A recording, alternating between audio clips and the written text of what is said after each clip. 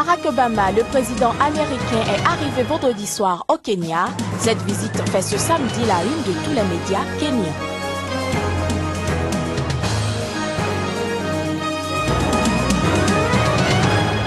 Au Sénégal, le procès de l'ex-chef d'État Hissène Habré a été renvoyé au 7 septembre, une décision diversement appréciée par l'accusation et la défense.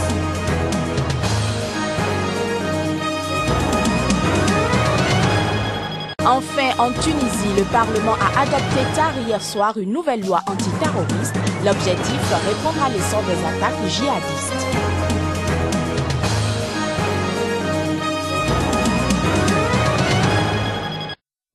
Ravi de vous retrouver pour cette édition. Bienvenue à toutes et à tous. Nous ouvrons ce journal par la visite du président américain en Afrique. Barack Obama est arrivé vendredi soir au Kenya pour une visite sous haute sécurité dans le pays de son père. Ce samedi, le phénomène Obama est à la une de tous les médias kenyans. Reportage. Arrivé vendredi soir au Kenya pour une visite sous haute sécurité dans le pays de son père, Barack Obama participe au sommet mondial de l'entrepreneuriat dans la capitale, Nairobi. Le président américain, qui a descendu seul la passerelle de l'avion présidentiel, a d'abord reçu un bouquet de fleurs offert par une petite fille avant de donner une brève accolade à son homologue Uhuru Kenyatta. Il a ensuite salué un parterre de responsables kenyans avec lesquels se trouvait sa demi-sœur Oma. Une partie de Nairobi sera complètement verrouillée jusqu'à dimanche soir et le départ de Barack Obama vers l'Éthiopie et le siège de l'Union africaine. Nous espérons qu'il va apporter des changements parce que ces pays occidentaux mènent notre économie vers le bas, en particulier dans l'industrie du tourisme, où ils ont donné des avertissements pour le tourisme, mais la venue d'Obama va changer les choses. La presse kenyane, elle, n'a Dieu que pour le président américain. Sa photo saluant la foule à son arrivée à l'aéroport par la une du quotidien The Standard.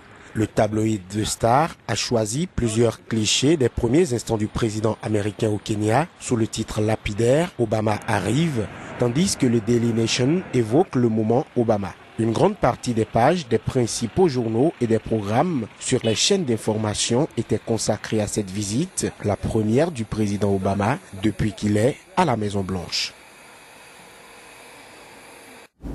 Au Sénégal, dans son quartier où il a trouvé refuge, Hissène Habré était le voisin idéal, assidu à la mosquée du quartier et dans les démunis et l'équipe de foot. À Ouakam, près de Dakar, où il est jugé pour crime contre l'humanité dans son pays, on prie pour la libération du président tchadien déchu Hissène Habré. Nous avons prié pour que Hissène Habré soit libre et nous allons continuer à le faire, clame Youssou Ndoye, un chef coutumier des Lébou, une des plus anciennes communautés de Dakar. Le renvoi du procès le mardi dernier est une victoire pour Habré et tous les Wakamois. Dans ce quartier populeux de pêcheurs aux ruelles débouchant sur des constructions anarchiques, une route bitumée mène chez les Habré, une maison à la devanture et à la cour fleurie. Les portes sont closes et un gardien interdit d'y entrer ou de filmer l'intérieur. Hissène Habré est très bien. Hissène Habré est un gars, un musulman qui est tellement bien, qui aime beaucoup son pays. Tu peux rester pendant 1 heure de temps avec lui et parler de son pays pendant 45 minutes ou 50 minutes. Ça, je le sais. Je peux le jurer. J'ai vécu ça avec lui pendant combien de temps? Hissène aime aider les gens. Hissène que tout le monde soit en paix. Hissène aime mon village comme il aime son pays. Cette image paisible contraste avec les 40 000 morts de la répression sous son régime, selon les estimations d'une commission d'enquête tchadienne. L'argent qu'il a emporté dans sa fuite, 8 milliards de francs CFA de l'époque, ont affirmé mercredi les ministres tchadiens de la Justice et de la Communication, soit l'équivalent de 25 millions d'euros, lui ont permis, selon les organisations de défense des droits de l'homme, de se tisser un puissant réseau de protection au Sénégal. Et parlant toujours de Hissène Habré, la Cour des chambres africaines extraordinaire a renvoyé au 7 septembre son procès. Cette décision est matérialisée pour permettre aux nouveaux avocats de l'ex-chef d'État tchadien de prendre connaissance du dossier, eux qui ont été commis d'office par la Cour. Pour les victimes et pour l'État tchadien, dans le but de garantir la tenue d'un procès juste, cette décision de donner des avocats à l'accusé est une obligation. Cependant, ils sont toujours décidés à ce que justice leur soit rendue. Reportage de Cheikh Bert, notre responsable au Sénégal. Hissène Habré remporte la première partie, où comme titre le quotidien L'Observateur, Hissène Habré s'offre 45 jours de répit. Au lendemain du renvoi au 7 septembre du procès de l'ancien président, la presse sénégalaise y est allée de son commentaire. La main de l'accusé brandie en haut après l'annonce de la décision semble être pour lui un signe de victoire. Pourtant, ces renvois de l'audience n'amputent en rien à la détermination des victimes de l'ex-homme fort de Djamena. C'est pas 45 jours qui va changer leur détermination pour que justice leur soit rendue. J'étais à la sortie du tribunal hier, entouré de quelques amis victimes. Il y en a une veuve, Fatima Toumlé, qui m'a dit, mais 45 jours, c'est rien. S'il faut 45 jours, c'est pas grave.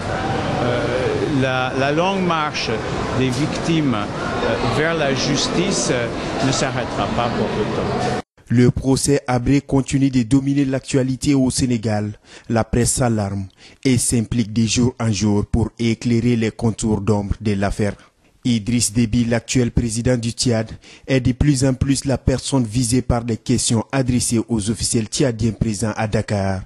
Pour la presse, Déby doit lui aussi répondre devant les tribunaux, puisqu'ayant été chef d'état-major de Habré pendant un moment, période durant laquelle se sont déroulés les faits.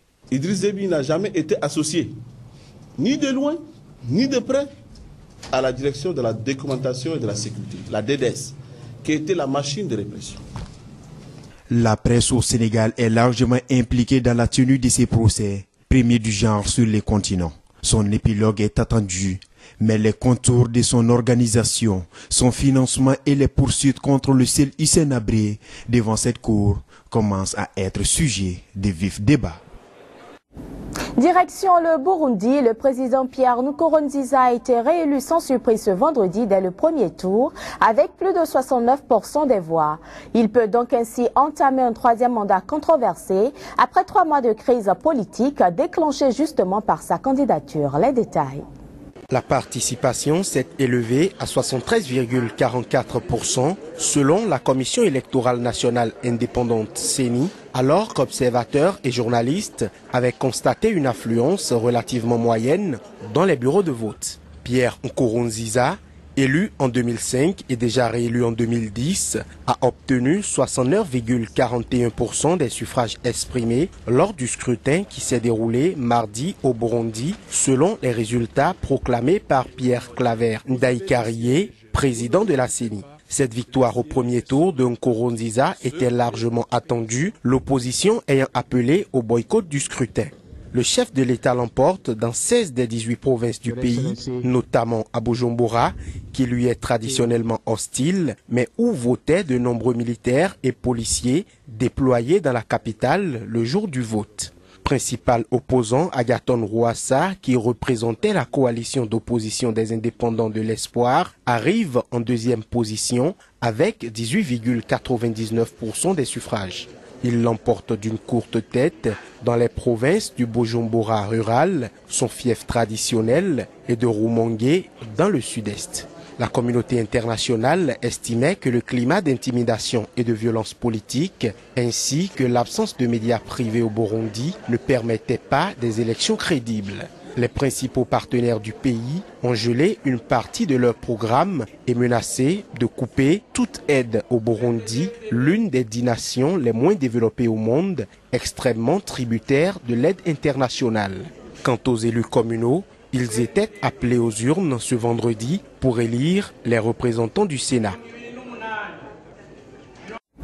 En Centrafrique, les centaines de milliers de réfugiés résidant dans des pays voisins pourront exprimer leur suffrage lors du scrutin d'octobre prochain. Ce revirement de situation en leur faveur, ils le doivent à une récente décision de la Cour constitutionnelle. Plus de précisions à travers cet élément. La non-prise en compte du droit de vote des Centrafricains déplacés et réfugiés est une violation de la charte constitutionnelle qui garantit à chaque citoyen centrafricain le droit de vote. C'est la substance de la très attendue décision de la Cour constitutionnelle qui, de fait, vient ainsi de rétablir les réfugiés en âge de voter dans leurs droits. Le 30 juin, le CNT, le Conseil national de transition faisant office de parlement provisoire, les en avait privés par le rejet des dispositions du projet de loi électorale leur permettant d'exprimer leur suffrage. Les décisions de la Cour s'imposant à toute autorité administrative et juridictionnelle, le CNT va devoir, les jours à venir, revoir sa copie. Actuellement, ils sont 460 000 les réfugiés centrafricains, soit le 1/10 de la population installée, principalement au Cameroun, au Tchad, en République démocratique du Congo et au Congo, et sont éligibles environ 190 000 d'entre eux. En visite à Bangui, dans le cadre d'une tournée en Afrique, le ministre français de la Défense, Jean-Yves Le Drian, a aussi abondé dans le même sens que la Cour en abordant la question du vote des réfugiés avec la présidente de la transition, Catherine Samba-Panza. L'hôte français a en outre annoncé une nouvelle aide de son pays de 2 millions d'euros pour l'organisation des dites élections. Des élections prévues pour se tenir le 18 octobre après 2 reports successifs. Le Parlement tunisien a adopté tard vendredi soir une nouvelle loi antiterroriste pour répondre à l'essor des attaques djihadistes. Une loi très critiquée par la société civile qui décèle les menaces pour les libertés. Reportage. Après 3 jours de débat et des heures de pourparlers vendredi à huis clos pour trouver le consensus sur le texte, les députés ont approuvé cette loi sur la lutte contre le terrorisme et le blanchiment d'argent par 174 députés pour 10 abstentions et aucun vote contre. Nous avons vécu ce moment historique et émouvant. Nous avons réalisé cet acquis béni avec l'adoption par les députés du Parlement de ce projet de loi.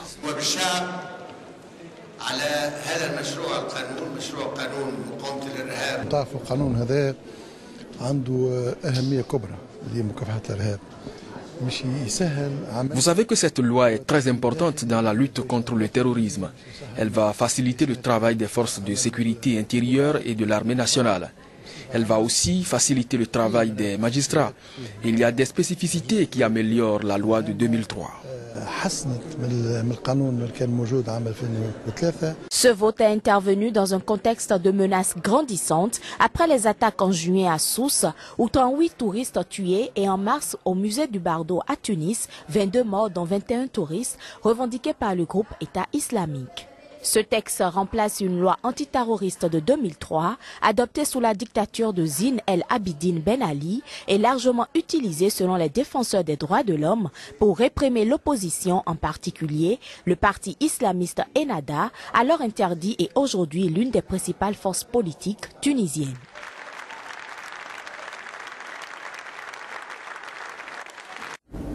Madame, Monsieur, voilà qui met un terme à cette édition. Merci de toujours nous préférer pour vous informer. Au revoir.